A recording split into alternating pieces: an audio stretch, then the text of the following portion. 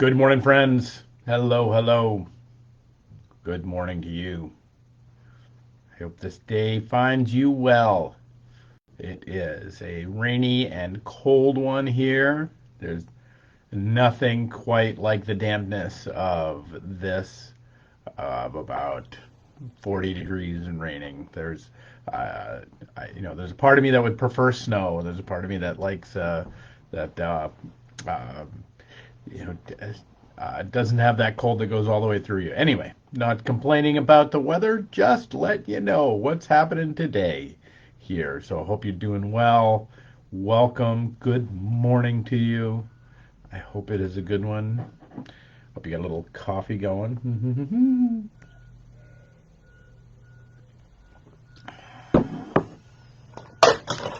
Good morning. Oh, we got things falling down. So getting crazy. Hey, Karen. Good morning. Hope you're doing well. Steph is healing well. I talked to her last night, so nice to glad she's doing good. And so Yvette, good morning.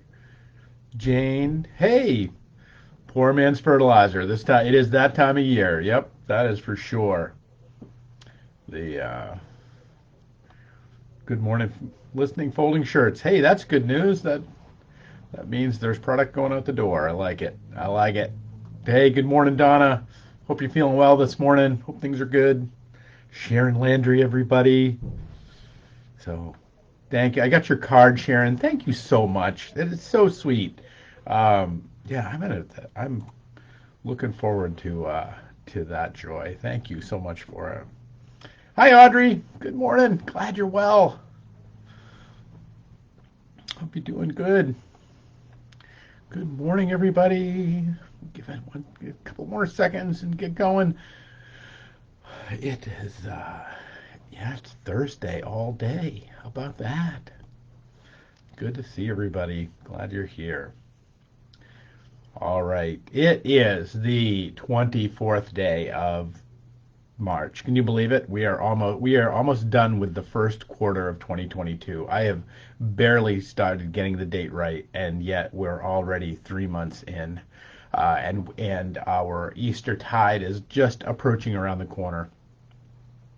I want to talk this morning about the book of Hebrews. Now, Hebrews is a cool book because Hebrews is, nobody really knows who wrote Hebrews. Everybody kind of thinks it was somebody that had something to do with Paul, but nobody really knows. But it is pretty clearly a book written to the Jewish population who are in Jerusalem that have become Christians and are followers of this Jesus guy, and they're trying to figure out how to do that, and they're being persecuted in the middle of it. It's a tough time in Jerusalem in the first century. So the book of Hebrews but again, nobody really knows who wrote it. Some people say it was initially attributed to Paul, but the thing about that is it wasn't written by Paul because it doesn't sound like him, and scholars are pretty sure about that. So, the obvious question is, how did it end up in the Bible? So you don't know who wrote it, and it maybe was Paul or somebody kind of nearby Paul or something like that.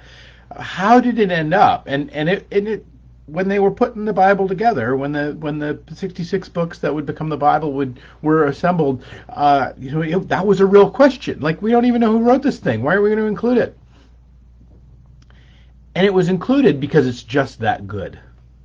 That's why the book of Hebrews is included in the Bible, because it actually is just that good. It's just that tight, both theologically and understanding. It is just that moving in terms of touching the instructions of a people in struggle and in pain and in doubt about the way ahead.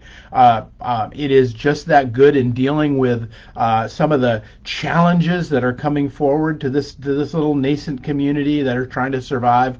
It is considered, and this is not Andy. These are real scholars.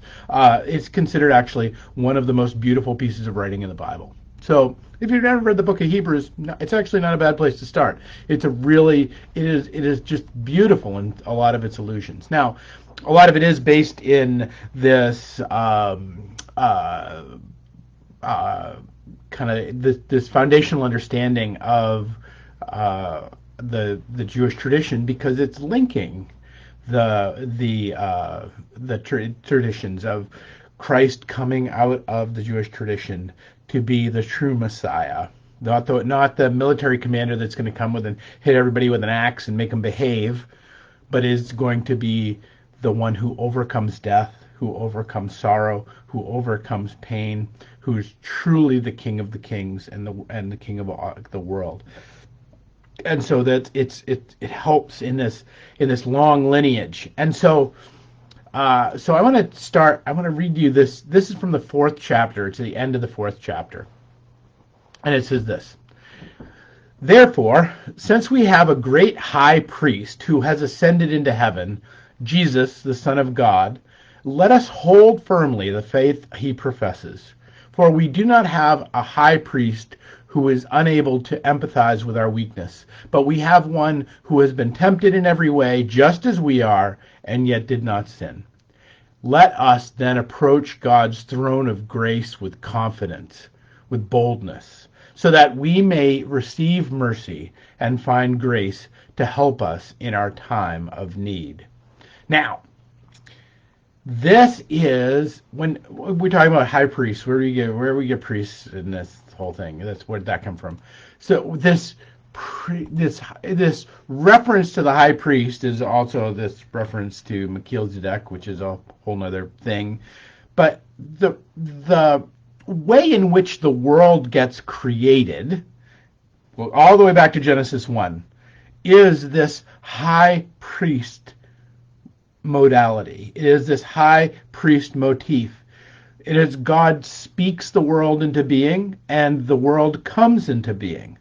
This is God as high priest, bringing forth the elements of non-being into being, and that this notion that, don't worry, I know it's all a little theological and big, but we're going somewhere today. Trust me on this. That where the high priest has spoken the world into being, and that the world has come into being, and that has placed Adam and Eve in this boundaried garden in which they are to dwell. That there's this, and that all of this creation that has gone on has been brought forth in this priestly manner, in this incarnational manner, in this or incantational manner is what I meant to say. That God speaks the world into being, and the world comes into being. And now here we have, into this letter to this challenged community, we have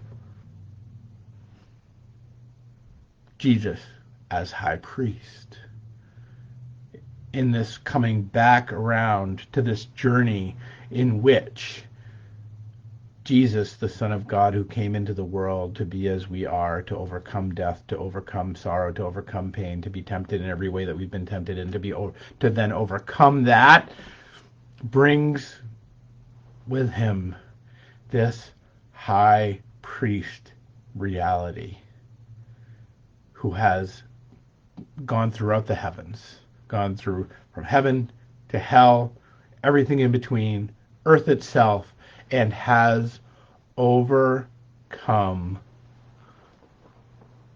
the brokenness, the chaos of the world. Now, that's all well and fine. But what is this set up? What does this bring up? And what it brings up is this last line, which is so beautiful and so powerful, because of what this then sets up the world in which we are, and the world in which we live, which is one that says that God, Jesus, has in the construction of the world, down to the very fabric in which the world has made, down to the very greatest of our own weaknesses and our own problems, down to the very depths of hell itself and all the cruelty and the horror and all that, down through all of this, has set up a universe, has set up a world, has set up a life in which there is grace and grace in abundance for you and for me. That this is the setup. You know, we've been poisoned by, and I've said this before, we've been poisoned by rationality. We're poisoned by the you know, Descartes, I think, therefore I am, and in this way of seeing the world in this sense of objects. That's how we've really come to see the world, right? We see it in terms of objects. I have a coffee cup here. I have, you know, I have this computer. I have this thing that I'm talking to you through. I have all these different things around me. I have books. I have all this stuff, like just all these objects. And what we end up doing in the midst of this is we end up objectifying even you and I. You're just another object out there, and I'm just another object over here. But that's you know, and it's not done us any favors. And I would also submit to remind you, it's new. I mean, this is less than 500 years on the horizon in terms of an idea and worldview. And while it's brought us some gifts, what we've forgotten, and I think what is coming back truly is this understanding not of a world of objects, but a world of stories, a world of narrative.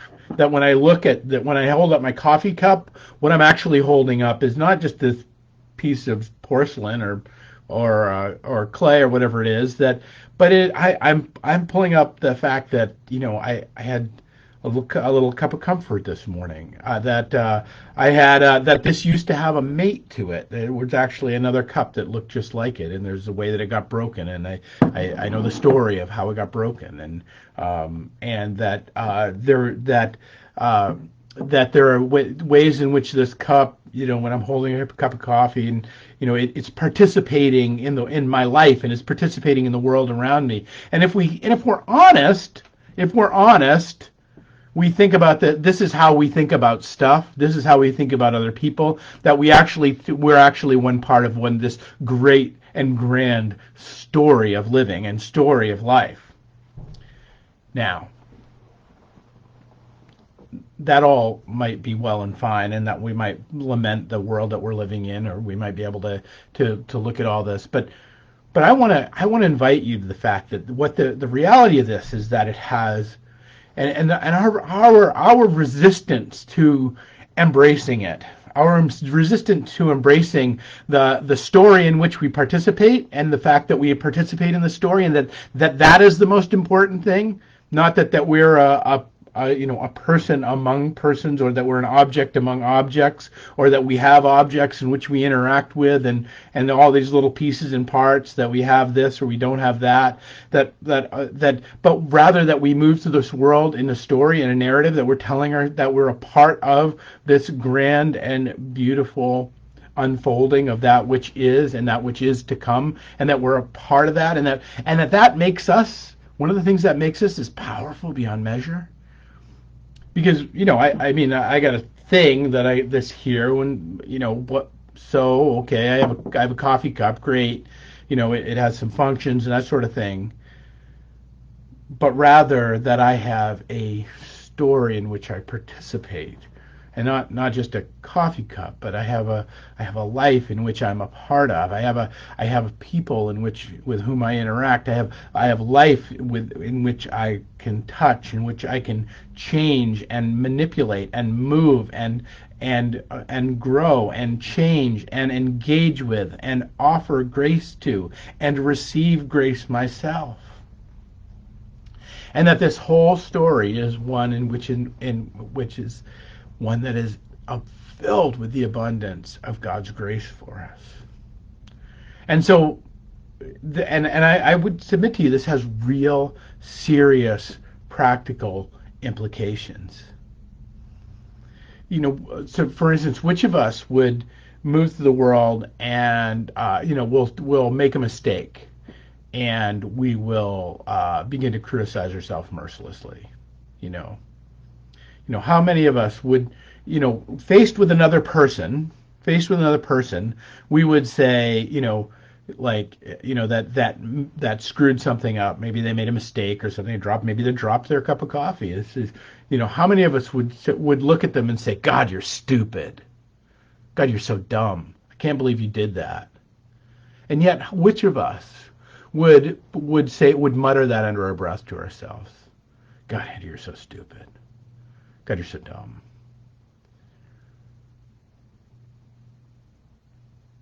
Are you beginning to see what I'm painting here?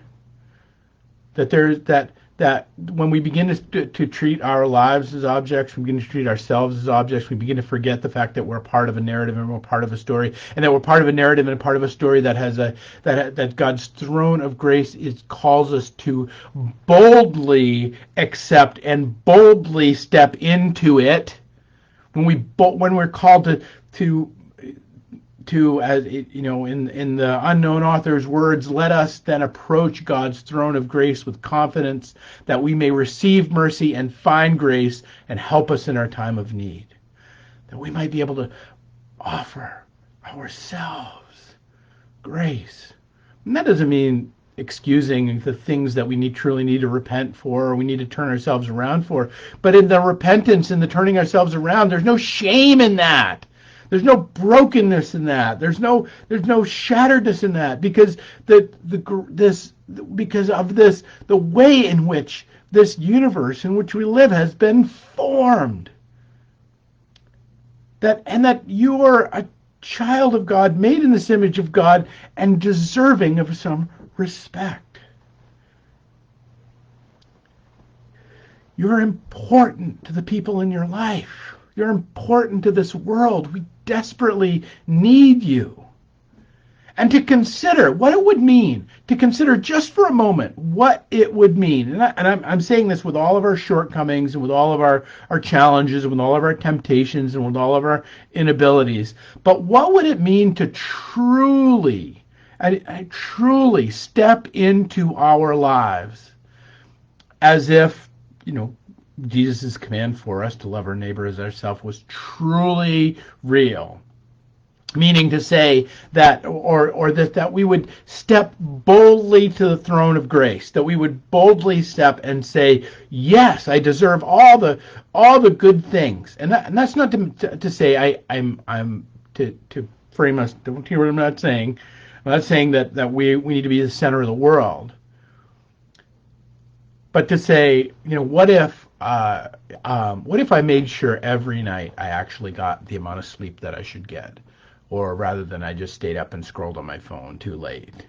What if I didn't fill my head full of, Netflix slasher shows, or I didn't fill my head full of a media that wants me scared, dumb, and afraid? What if I didn't? What if I did cultivate and work on my physical being, and give it the time and the energy that it really needed to be fully healthy and fully well? What if I cultivated the friendships in my life? I mean, really cultivated them. I mean, really attended to the people that attended to me, and to really loved them as good as I could and as well as I could? What if I boldly stepped towards the throne of grace? And that we're participating in a story. We're not objects out there. And this is that thing. That's the whole object theory thing that got us all turned around in the first place. That we're somehow lost in this as an object among objects. But no, we are the former of stories. We are the crafter of stories. We, in God's image, are in the image of the great high priest who spoke the world into being. Well, we too speak our world into being. So I don't want you to hear that like, "Oh, you're not doing a good enough job." That's not my point. My point is this imagination of saying, God, the throne of God's grace we can approach with confidence. We don't need to tear ourselves down every time we make a misstep. We don't have to fill our hearts with shame. We don't have to play small in a world that would have us be just another object amongst objects.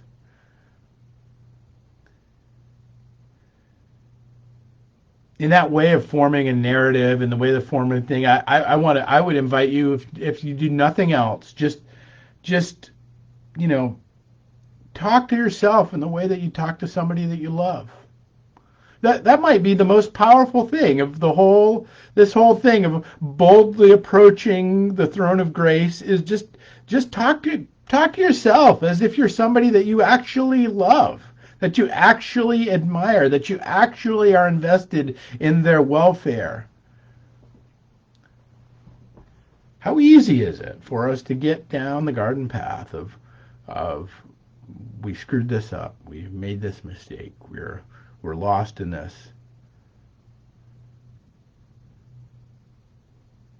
And no matter how deeply flawed we might be,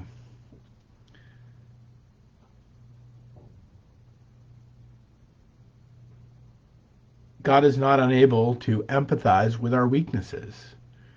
God who has been tempted in every way, God who's been as we are. If you have that problem, God's had that problem. And understands the way out of it. And understands the way that the world can press in on us in such a way to feel like our little walled garden is there's nothing left of it. When it's actually the very opposite of the inversion. That's the very opposite of the way it is. It is that throughout the world, the throne of grace is set, and that we can approach it with confidence. That we can have mercy, and that we can find grace in the things that we need mercy and grace around. That we have a great high priest who's been through all the different pieces and parts of heaven and earth and hell itself. And that holding on to this, that order of the universe, that order of creation, and that we are people who participate in that story, are a part of that story as it unfolds right now, and your lives and my lives and our lives together are in fact that maybe we could just talk nicer to ourselves. Not even try and talk nicer to other people. Because quite honestly, I mean, if we're truly honest, that the real cruelty in this world starts within. That we're far more likely to judge our own souls and to be harsh upon our own souls, because it's that when we start doing that, that's what permits us to be harsh and cruel to the world around us. And that when we can start treating the world and the things in it, and particularly the other human beings that we encounter, as just another thing along the way, but rather to understand that they are agents of grace, as we are agents of grace, born for God's love and mercy and help in times of need, and that we can open ourselves up to this. We can step into this by stepping into the story of our life with God, and understanding that as God spoke the world into being, incanted the world into being as high priest, so too can we, as we boldly approach God's throne of grace. Friends, my invitation for you today is to boldly grab on to the goodness of your life. Boldly grab on to the love that God has for you. Push whatever that shame is that's creeping around you, whatever the thing is whatever the wolf that's approaching your door, whatever the thing is that has you, fearful or temerarious to actually step into the life that the very goodness and the grace and the joy and the peace that is prepared for you. Whatever it is, let it go. Let it fall away. Because we are a people built for boldness. We are a people built for confidence that you're loved beyond measure, and that there's a place that you belong in this world, in this life, and that there is nothing, not anything, that can separate you from the love of God. All right, friends, that's my hope for you today. I hope that somehow made some sense. But we are worshiping at 10 o'clock here, 282 Rock Street. Glad, hope you will join us here or on Facebook Live, and that you on this day might boldly approach the throne of God in God's grace. Peace and grace, my friends. We'll pick it up Tuesday with another 11:11.